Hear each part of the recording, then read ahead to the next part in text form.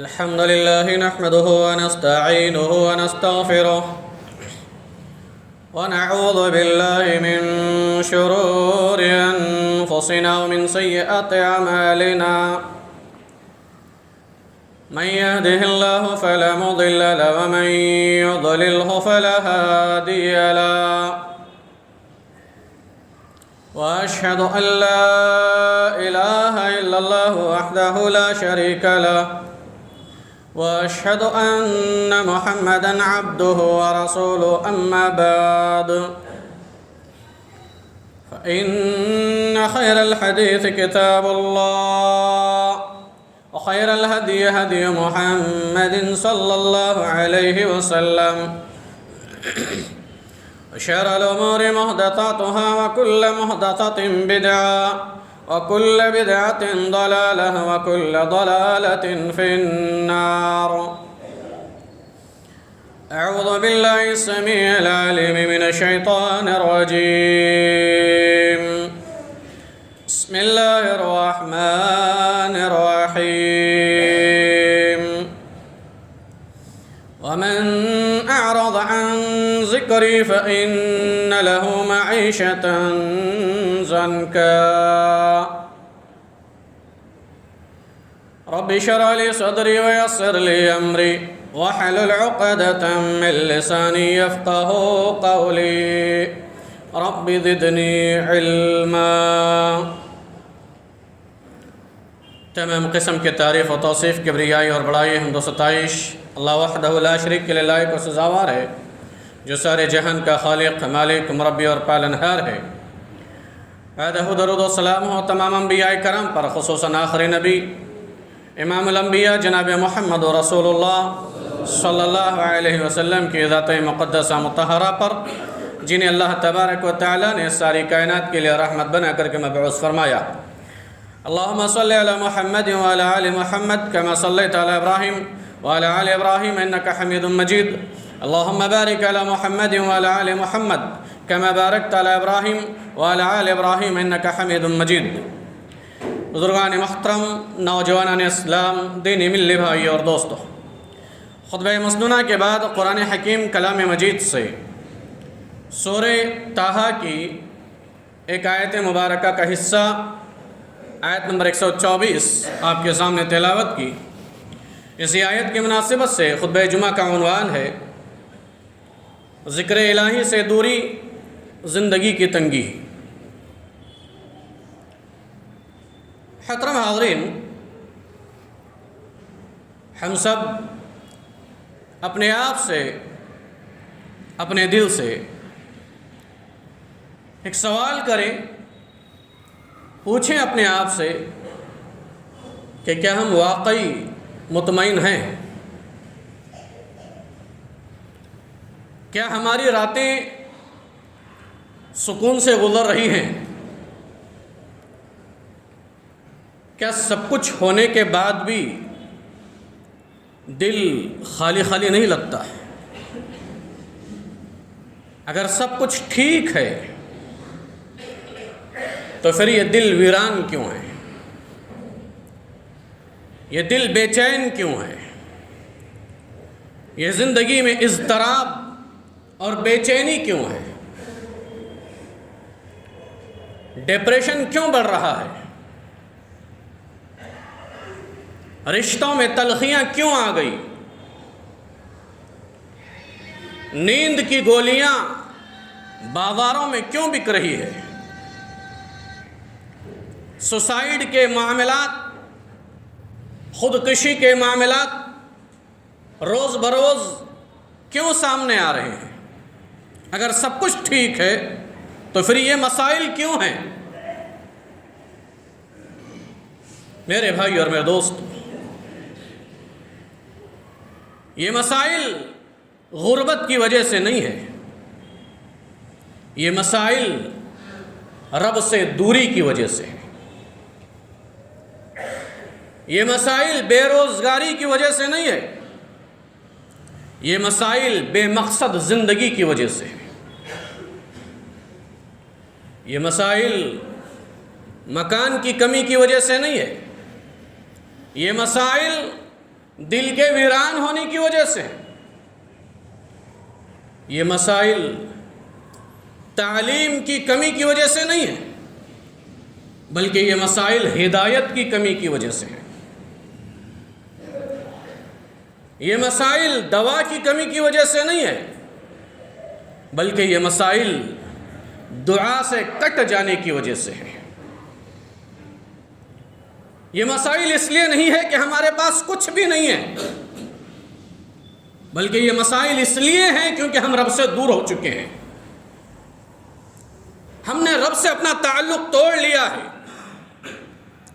رب سے اپنا رشتہ کاٹ لیا ہے، ہم نے رب کو اپنی زندگی سے بھلا دیا ہے۔ اس وجہ سے یہ مسائل ہیں۔ غربت نہیں ہے، بے روزگاری نہیں ہے، تعلیم کی کمی نہیں ہے، مکان نہ ہونا نہیں ہے، کچھ نہ ہونا نہیں ہے۔ یہ جو ڈپریشن بڑھ رہا ہے، جو لوگ سوسائیڈ کر رہے ہیں، رشتوں میں جو تلخیاں آ رہی ہے، جو بے سکونی، یہ بے چینی کا جو ماحول ہے، اس کی وجہ یہ ہے کہ ہم رب سے دور ہو چکے ہیں۔ رب سے اپنا تعلق ہم نے توڑ لیا، ہم نے رب کو بھلا دیا ہے۔ قرآن مجید کی جو آیت ہے مبارکہ تلاوت کی گئی، سورہ طٰہٰ آیت نمبر 124، اللہ تبارک و تعالیٰ نے اس میں اسی حقیقت کو بیان کیا ہے۔ ہم مسائل کا حل کہیں اور جگہ تلاش کرتے ہیں، جہاں کر رہا ہے تلاش وہاں نہیں کرتے۔ اللہ نے بتایا وجہ کیا ہے، زندگی سے سکون کیوں ختم ہو رہا ہے، زندگی تنگ کیوں ہے، سب کچھ ہونے کے باوجود بھی نیند کی گولیاں کیوں کھائی جا رہی ہے، لوگ سوسائڈ کیوں کر رہے ہیں۔ وَمَنْ أَعْرَضَ عَنْ ذِكْرِي فَإِنَّ لَهُ مَعِيشَةً ضَنْكَ۔ رب العالمین نے فرمایا کہ جو میری یاد سے اعراض کر لیتا ہے، قرآن کہہ رہا ہے جو میری یاد سے اعراض کر لیتا ہے۔ اعراض کا مطلب کیا ہے؟ اعراض کا مطلب صرف انکار کرنا نہیں ہے۔ اعراض عربی لفظ صرف انکار نہیں ہے، اس کا مطلب اعراض کا مطلب ہے جان بوجھ کر لاپرواہی کرنا، یہ ہے اعراض۔ اللہ کہہ رہا ومن اعرض، جو میرے ذکر سے، میری یاد سے، میری تعلیمات سے، میرے احکامات سے، میرے دین سے اعراض کرے گا، جان بوجھ کر لاپرواہی کرنا، نماز کو ٹال دینا جان بوجھ کر، یہ اعراض ہے۔ قرآن مجید سے بے رخی برتنا، معلوم ہے قرآن اللہ کا کلام ہے، یہ ہماری ہدایت کے لیے رب کا پیغام ہے۔ قرآن سے تعلق توڑ لینا، حلال و حرام کی پرواہ نہ کرنا، معلوم ہے کرنا چاہیے پھر بھی ہم لاپرواہی کرتے ہیں، یہ اعراض ہے۔ اللہ کے احکامات، اللہ کی تعلیمات کی لاپرواہی کرنا، یہ لاپرواہی جان بوجھ کر، یہ ہے اعراض۔ اللہ تعالیٰ کہہ رہا ومن اعراض، جو اعراض کرے گا، لاپرواہی برتے گا، کس سے؟ عن ذکری، میری یاد سے، میرے ذکر سے۔ ذکر کا مطلب ہم یہ سمجھتے ہیں بس ہاتھ میں تسبیح لے لو، سبحان اللہ، الحمدللہ، اللہ اکبر بول لو، یہی تسبیح، اسی کو ہم نے ذکر سمجھ لیا۔ نہیں میرے بھائی اور دوستو، ذکر میں نماز بھی شامل ہے۔ اقیم الصلاۃ لذکری، قرآن نے کہا نماز قائم کرو میرے ذکر کے لیے، میری یاد کے لیے، تو نماز بھی ذکر ہے۔ قرآن مجید یہ اللہ کا ذکر ہے۔ رب نے کہا اِنَّا نَحْنُ نَزَّلْنَا الذِّكْرَ وَإِنَّا لَهُ لَحَافِظُونَ، ہم نے اس ذکر کو نازل کیا اور ہم ہی اس کی حفاظت کرنے والے ہیں۔ اللہ تبارک و تعالیٰ کی اطاعت ذکر ہے، قرآن ذکر ہے، نماز ذکر ہے، رب کی اطاعت ذکر ہے، نبی صلی اللہ علیہ وسلم کی سنتیں، آپ صلی اللہ علیہ وسلم کی تعلیمات، یہ بھی ذکر ہے۔ یعنی پورا نظام زندگی ہے، یہ پورا ایک نظام زندگی ہے، یہ دستور حیات ہے، یہ منشور زندگی ہے۔ اسلام ایک دستور حیات ہے، نظام زندگی ہے۔ تو یہ سب ذکر ہے.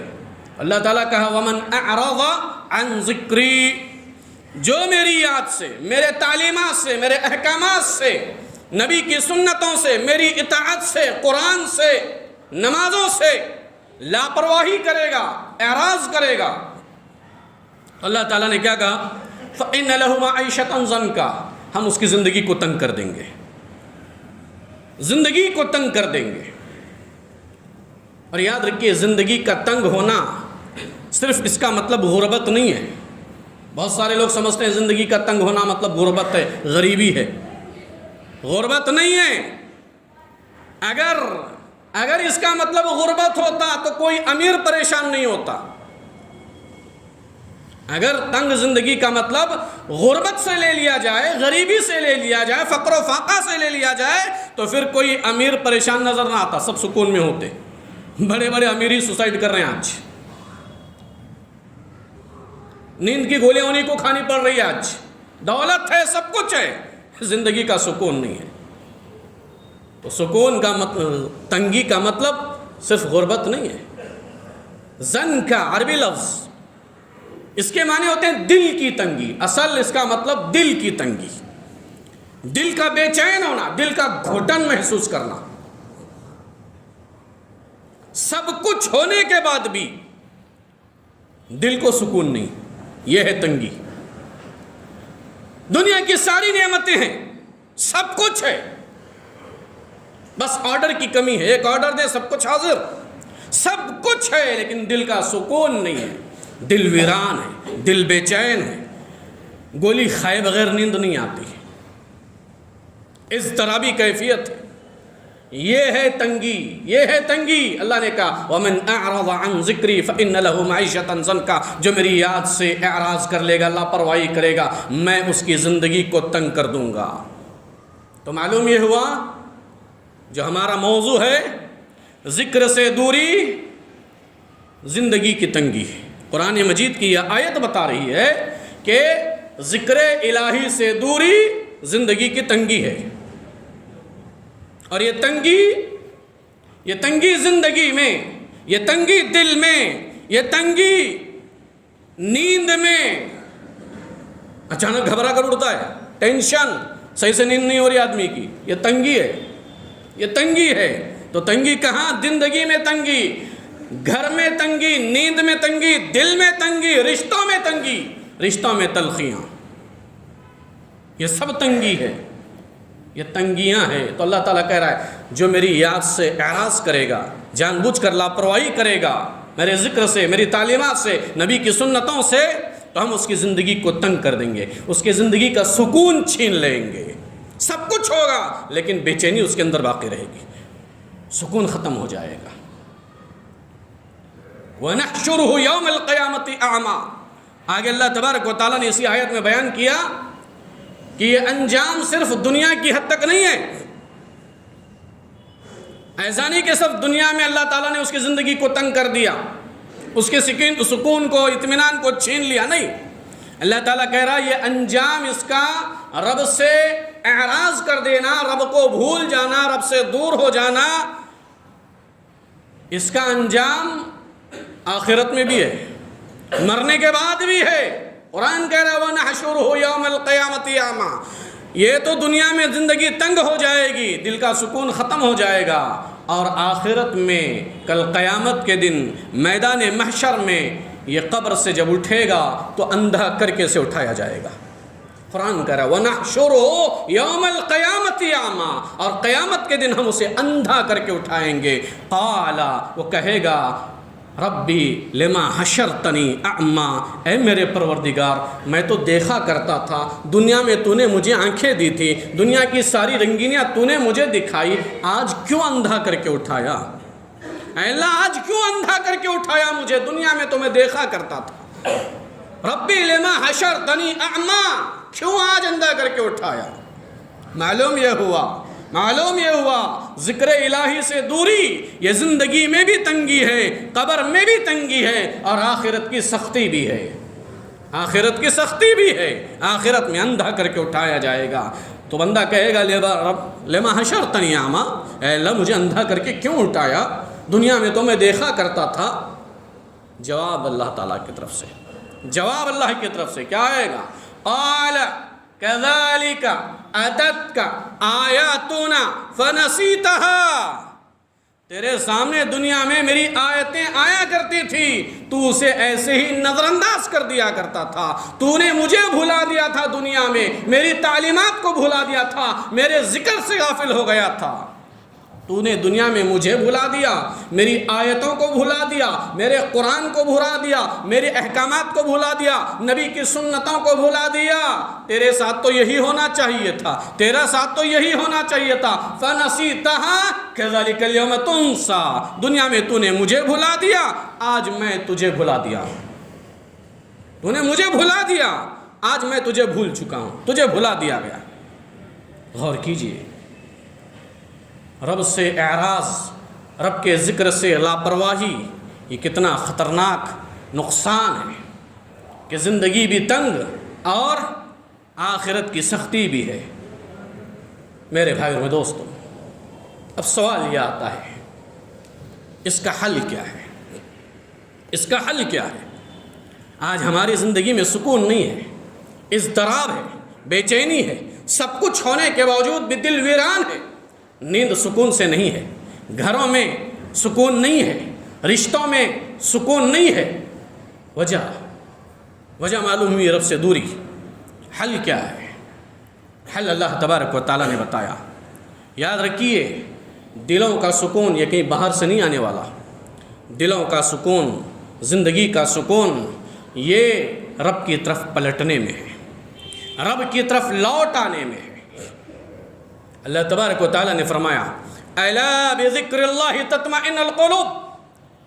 لوگوں سن لو, دلوں کا سکون, دلوں کا چین, دلوں کا اطمینان یہ بازاروں میں ملنے والی چیز نہیں ہے, یہ عہدے میں نہیں ہے, یہ شہرت میں نہیں ہے, یہ دولت میں نہیں ہے, یہ دواؤں میں نہیں ہے, یہ میڈیسن میں نہیں ہے, یہ گولیوں میں نہیں ہے.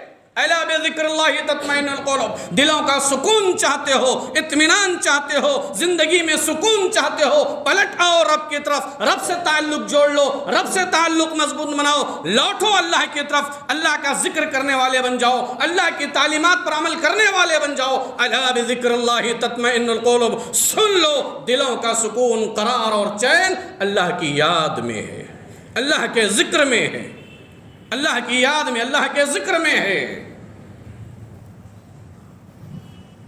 آج ہم رب کو بھول چکے ہیں. آج ہم دنیا کے حاصل کرنے میں ہم نے سب کچھ حاصل کر لیا, لیکن ہم نے رب کو بھلا دیا. دنیا میں اتنا ہو گئے کہ رب کے لیے ہمارے پاس وقت نہیں ہے. آج ہم نے رب کو بھلا دیا. یاد رکھیے, اللہ کے نبی صلی اللہ علیہ وسلم نے فرمایا, بخاری کی حدیث, بخاری کی صحیح حدیث ہے, آپ صلی اللہ علیہ وسلم نے فرمایا, مثل الذی یذکر ربہ والذی لا یذکر ربہ مثل الحی والمیت. زندہ کون, مردہ کون؟ ہم زندہ ہیں یا مردہ ہیں؟ اللہ کے نبی صلی اللہ علیہ وسلم کی حدیث میں اپنے آپ کو ہم دیکھیں. اللہ کے نبی صلی اللہ علیہ وسلم نے فرمایا, مثل الذی یذکر ربہ والذی لا یذکر ربہ. جو اللہ کو یاد کرتا ہے اور جو اللہ کو یاد نہیں کرتا, دونوں کی مثال زندہ اور مردہ کی ہے. مثل الحی والمیت. جو اللہ کو ہمیشہ یاد کرتا ہے, جس کے دل میں اللہ کی یاد ہے, وہ زندہ ہے, اور جو اللہ کو بھلا چکا ہے وہ مردہ ہو چکا ہے. بس زندہ لاش ہے, روح اس کی مر چکی ہے. یہ اللہ کے نبی صلی اللہ علیہ وسلم نے فرمایا. ایک اور حدیث صحیح مسلم کی روایت ہے, اللہ کے نبی صلی اللہ علیہ وسلم نے فرمایا, جس گھر میں اللہ کا ذکر نہ ہو وہ گھر قبرستان کے مانند ہے. جس گھر میں اللہ کا ذکر نہ ہو وہ گھر قبرستان جیسا ہے. اس گھر کی مثال اللہ کے نبی نے کہا جس میں اللہ کا ذکر ہوتا ہے, اور اس گھر کی مثال جس میں اللہ کا ذکر نہیں ہوتا, زندہ اور مردہ کی ہے. زندہ ہو تو گھر ہے, مردہ ہو تو قبرستان ہے.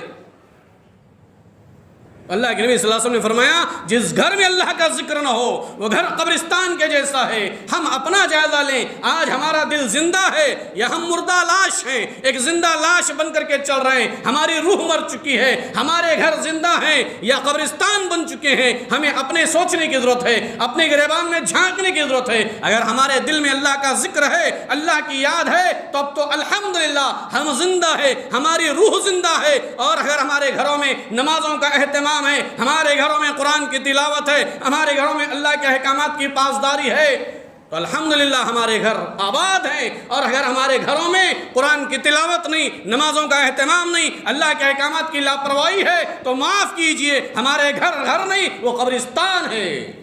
اللہ کے نبی نے فرمایا کہ وہ گھر جس میں اللہ کا ذکر نہ ہو وہ قبرستان جیسا ہے، وہ قبرستان جیسا ہے۔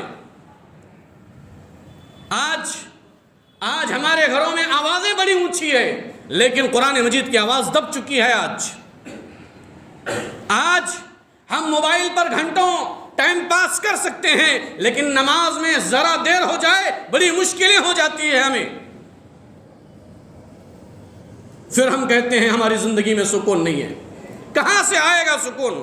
ہمیں موبائل میں لذت، فحاشی میں لذت، عریانیت میں لذت، بے حیا ویڈیو دیکھنے میں لذت، دنیا کی ساری چیزوں میں لذت، اور جب نماز کے لیے کھڑے ہوتے ہیں ذرا رکعت اگر لمبی ہو جائے، قرآن کی تلاوت لمبی ہو جائے تو ہمیں پریشانی ہوتی ہے، مشکلیں ہوتی ہے، ہمیں نماز میں مزہ نہیں آتا، موبائل کی اسکرین دیکھنے میں مزہ آتا ہے، اور کہتے ہیں ہمارے دل کو سکون نہیں۔ کہاں سے آئے گا سکون؟ کہاں سے ملے گا اطمینان؟ کہاں سے زندگی میں راحت؟ وَمَنْ أَعْرَضَ عَنْ ذِكْرِي فَإِنَّ لَهُ مَعِيشَةً ضَنْكًا۔ رب نے کہا جو میری یاد سے اعراض کر لے گا میں اس کی زندگی کو تنگ کر دوں گا، اس کے زندگی سے سکون چھین لوں گا، اس کے دل کو بے چین کر دوں گا۔ سب کچھ اس کے پاس ہوتے ہوئے بھی اس کی زندگی میں سکون نہیں ہوگا۔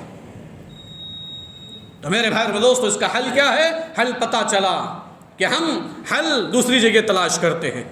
حل تلاش کرنے کے لیے ہمیں پلٹنا ہے رب کی طرف، لوٹ آنا ہے رب کی طرف، رب سے تعلق جوڑ لینا ہے۔ الا بذکر اللہ تطمئن القلوب، دل کا سکون، چین، اطمینان یہ رب کی یاد میں ہے۔ ایک اور مقام پر اللہ تعالیٰ نے فرمایا فَمَنِ اتَّبِعَ هُدَايَ فَلَا يَضِلُّ وَلَا يَشْقَى۔ علاج کیا ہے؟ حل کیا ہے؟ یہ بے سکونی، بے چینی کو ختم کرنا۔ زندگی میں سکون چاہیے، آخرت میں سکون چاہیے، قبر میں سکون چاہیے، تو اس کے علاج یہ ہے کہ ہم کو رب کو یاد کرنے والے بن جائیں۔ فَمَنِ اتَّبِعَ هُدَايَ فَلَا يَضِلُّ وَلَا يَشْقَى۔ رب العالمین نے کہا جو میری ہدایات کی پیروی کرے گا، جو میرے احکامات پر عمل پیرا ہوگا، جو مجھے ہمیشہ یاد کرتا رہے گا، فَلَا يَضِلُّ، وہ کبھی گمراہ نہیں ہو سکتا، وَلَا يَشْقَى، وہ کبھی بدبخت نہیں ہو سکتا۔ اس سے بڑا بدبخت کون ہوگا؟ جس کا دل مردہ ہو چکا ہے، جو اللہ کو بھول چکا ہے، اس سے بڑا بدبخت کون ہوگا؟ تو اللہ نے کہا جو مجھے یاد کرے گا، میرے احکامات پر عمل پیرا ہوگا، فلا یضل، وہ کبھی گمراہ نہیں ہو سکتا، ولا یشقى، اور نہ کبھی بدبختی میں مبتلا ہو سکتا ہے۔ لہذا ہمیں حل یہ مل رہا ہے قرآن مجید کی روشنی میں۔ اگر ہم سکون چاہتے ہیں، اطمینان چاہتے ہیں، تو سب سے پہلی چیز ہم اپنے گناہوں سے سچی توبہ کر لیں۔ اگر زندگی میں سکون چاہتے ہو، اطمینان چاہتے ہو، تو ہم سچی توبہ کر لیں، رب سے اپنے گناہوں سے سچی توبہ کر لیں، یہ پہلی چیز۔ دوسری چیز، روزانہ قرآن سے تعلق جوڑ لیں۔ یہ نہیں کہ بس رمضان آ رہا ہے اب قرآن پڑھنے لگے ہم، رمضان چلا گیا قرآن بھی بند، یہی ہمارا معاملہ ہے آج۔ نہیں، روزانہ معمول بنائیے، انشاءاللہ آج کے بعد انشاءاللہ ہم روزانہ قرآن کی تلاوت سے اپنے دن کا آغاز کریں گے۔ تو یہ دوسری چیز، پہلے گناہوں سے معافی، سچی توبہ، اور روزانہ قرآن مجید سے تعلق۔ اور تیسری چیز، ہمیشہ اللہ کو یاد کریں، کثرت سے اللہ کو یاد کرنے والے بنیں، چلتے پھرتے اڑتے بیٹھتے اللہ کو یاد کرنے والے بنیں۔ مومن کی پہچان یہی ہے، تتجافى جنوبهم عن المضاجع يدعون ربهم خوفا وطمعا۔ وہ کروٹ بدلتے بھی اللہ کو یاد کرتے ہیں، اڑتے ہیں اللہ کو یاد کرتے ہیں، بیٹھتے ہیں اللہ کو یاد کرتے ہیں، سوتے ہیں اللہ کو یاد کرتے ہیں۔ نبی صلی اللہ علیہ وسلم کی تعلیمات اگر دیکھیں گے تو بات آگے نکل جائے گی۔ بہرحال ہمیں ہمیشہ اللہ کو یاد کرنے والا بننا چاہیے، ہر وقت ہمارے زبان پہ اللہ کا ذکر ہونا چاہیے، یہ تیسری چیز۔ اور چوتھی چیز، نمازوں کو قائم کرنے والے بنے۔ نمازوں کی پابندی کریں، نمازوں کو قائم کرنے والے بنیں. یہ اگر کریں انشاءاللہ یہ حل ہے. اس سے انشاءاللہ ہماری زندگی میں سکون بھی آئے گا، اطمینان بھی آئے گا. رب العالمین سے دعا ہے کہ اللہ تبارک و تعالیٰ کہنے اور سننے سے زیادہ کہی اور سنی باتوں پر عمل کرنے کی توفیق عطا فرما. اے الہ العالمین ہم تجھے بھول چکے ہیں، اے اللہ ہمیں تجھ سے جڑنے کی توفیق عطا فرما. اے اللہ ہمیں ہمارے گھروں کو تیرے ذکر سے آباد کرنے کی توفیق عطا فرما. اے اللہ ہمیں ہمارے دلوں کو تیرے ذکر سے معمور کرنے کی توفیق عطا فرما. اے الہ العالمین ہمارے مردہ دلوں کو اپنے ذکر سے زندہ کر دے. اے الہ العالمین ہمیں جو پریشان حال ہے ان کے پریشانیوں کو دور فرما دے. اے اللہ جو بیمار ہیں انہیں شفائے کاملہ عاجلہ عطا فرما، انہیں صحت و عافیت عطا فرما. اے اللہ جو بے روزگار ہیں ان کے روزگاری کے ذرائع مہیا فرما. اے الہ العالمین جو قرض سے دبے ہوئے ہیں اے اللہ ان کے قرض کی ادائیگی کے انتظامات فرما دے. اے اللہ ہر ایک کی جائز تمنائیں، دلی حالتوں کو تو جانتا ہے. اے اللہ ہر ایک کی جائز تمنائیں اور خواہشات کو تو پوری فرما دے. اے اللہ جب تک تو ہمیں دنیا میں زندہ رکھ، ایمان اور اسلام کی حالت میں زندہ رکھ. جب ہمارا خاتمہ ہو تو ایمان اور توحید پر ہمارا خاتمہ ہو. جب ہماری موت آئے تو زبان پر کلمہ لا الہ الا اللہ جاری ہو. آمین. وآخر دعوانا الحمد للہ رب العالمین.